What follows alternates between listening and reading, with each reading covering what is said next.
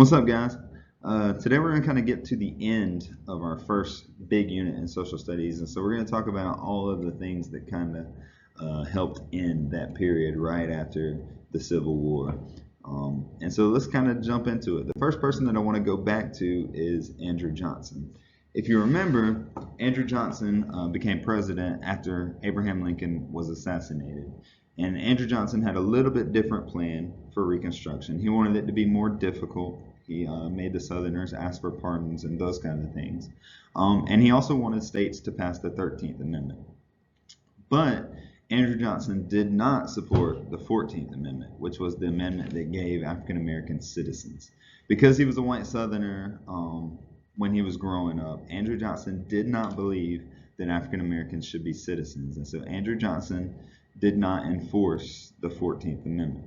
He kind of turned and looked the other way on the 14th Amendment. Well, that caused him in Congress and the radical Republicans to disagree on a lot of things. And so what Congress decided to do is Congress decided to try to impeach President Johnson.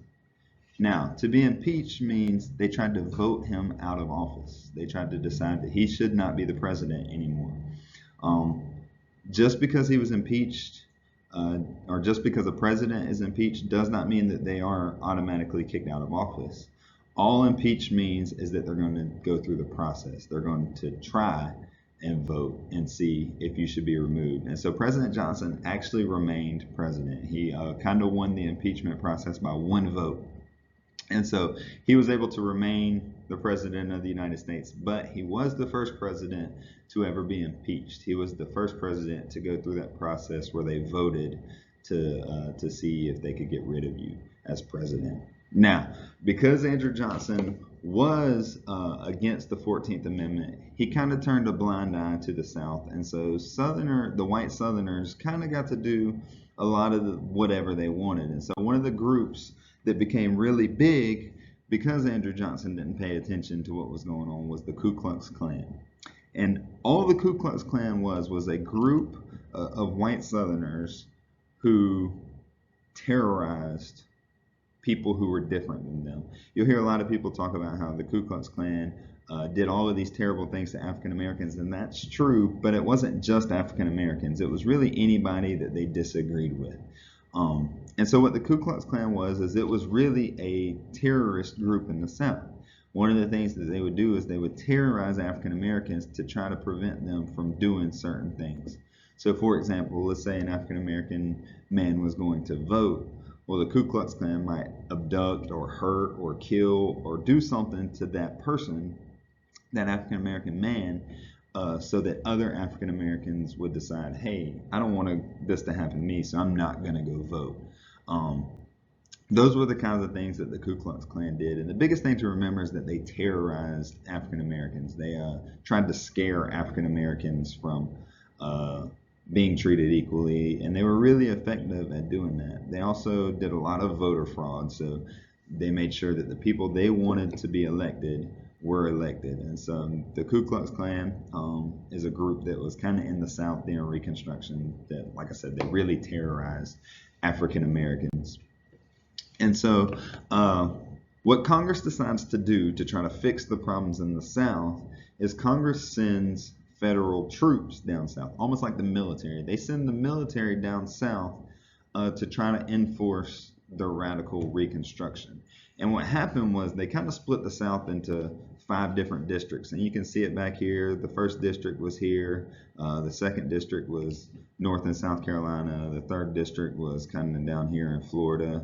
Then the fourth district, Louisiana, Mississippi. And then the fifth district was essentially Texas. And so what they did is they sent troops down there.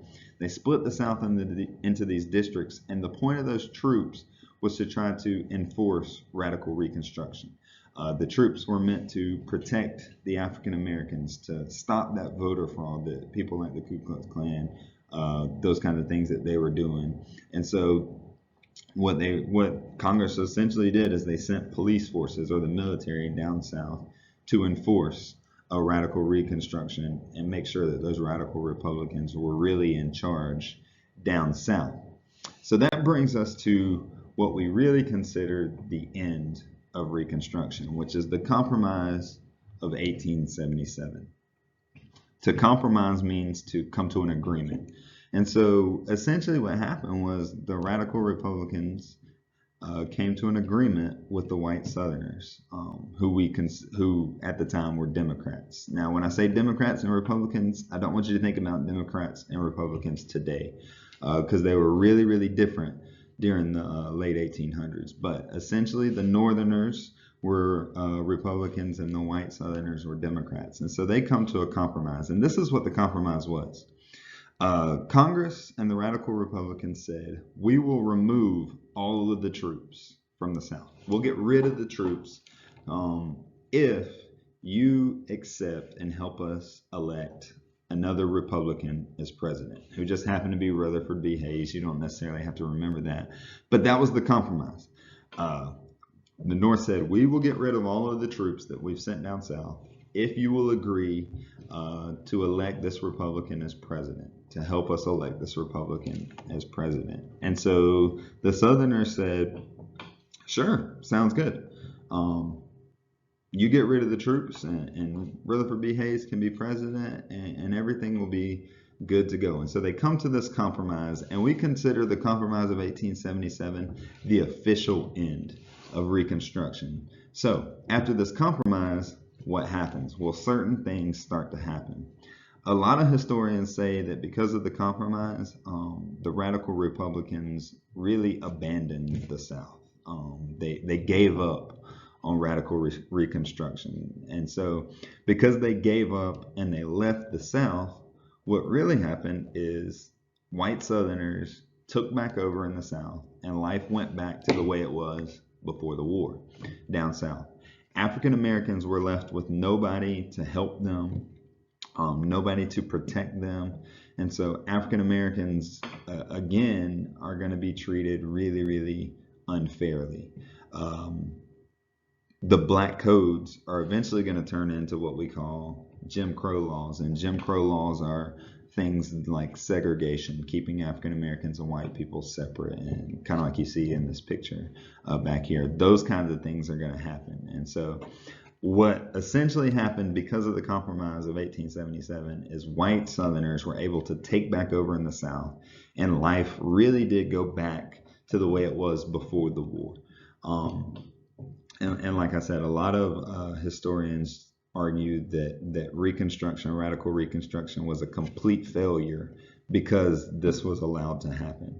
A lot of African Americans are going to end up moving. They're going to go north. They're going to go west. We're going to talk about a lot of people going west. That's kind of our next big unit. But those are kind of the effects of the compromise of 1877. And so by the end of Reconstruction, yes, African Americans are free. Yes, our country is united into one country again.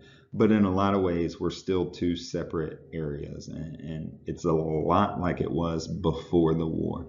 And so that's kind of the effects of the compromise. And so that's really the end of Reconstruction. We have these plans. We have Lincoln's plan, Johnson's plan, Congress's plan, and all of these things happen in the South, and white Southerners have to kind of adjust, and African Americans who are now free kind of have to adjust. But when it's all said and done, by the late 1800s, things really went back to the way they were before the war. And so that's why segregation and the civil rights movement are going to be such big things in the late 1900s, because it was an issue that still remained in the United States. And so, like I said, that kind of brings us to the end of our first big unit. The next thing that we're going to be talking about is westward expansion, which is really, really fun. But hope you have a really good understanding of what was going on in our country at the end of the Civil War. And I hope you have an awesome day.